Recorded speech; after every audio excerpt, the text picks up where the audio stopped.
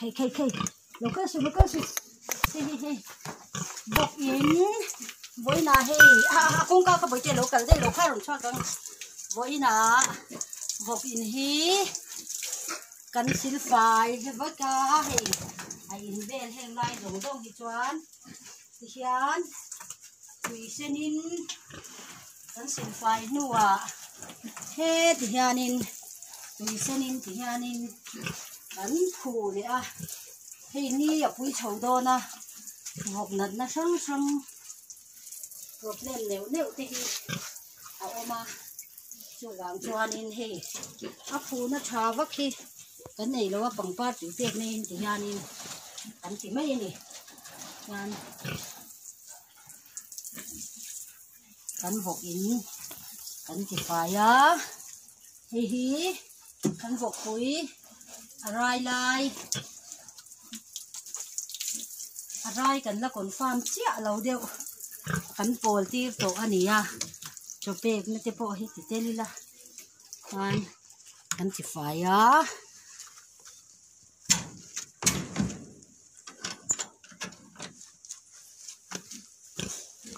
hết à bộ hết thì lại mì hầu hí có buổi tối đã cắn chỉ hầu thêm hầu hí October ra piang hầu khăn nha he với na ai in te hi cắn xin phải là rồi ăn mà ni hi cắn boil phải biết bộ cái chuan yanin yanin kan tili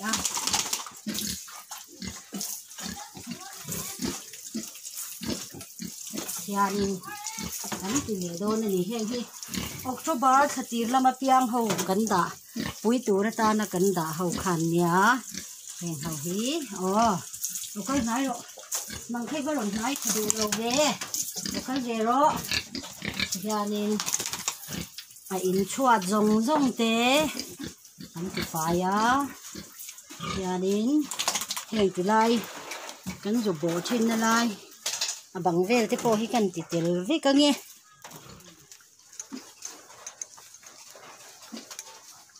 thế là mà hiền búi lệ tu ra cần đã hầu thế nếu hầu anh nhá hi anh chi nhá cần thì phải lên thế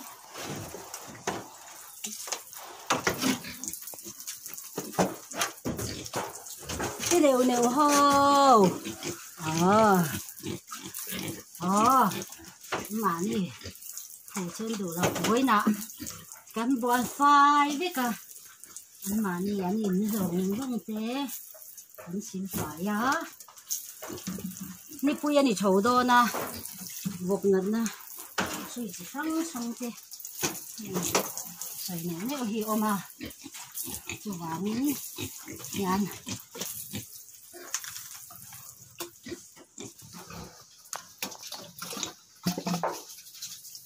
in hi cũng chỉ có cái này thì hiền hát to kinh chỉ rinh thì là cái bụi sầu thấy cho nên chả nè cần tỉ ngon nhỉ ta nó chả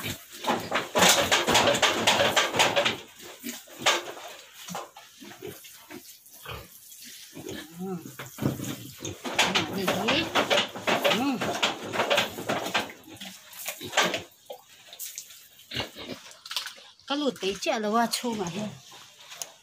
cái này mình cái đồ mình chỉ đều lụt được cả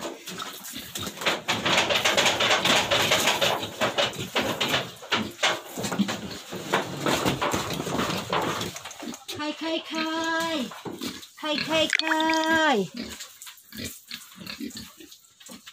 ní thế lại thì hiền bố nó lại nha anh cứ thế này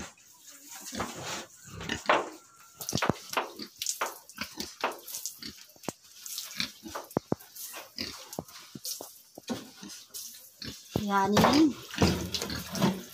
vok in rong sil fai a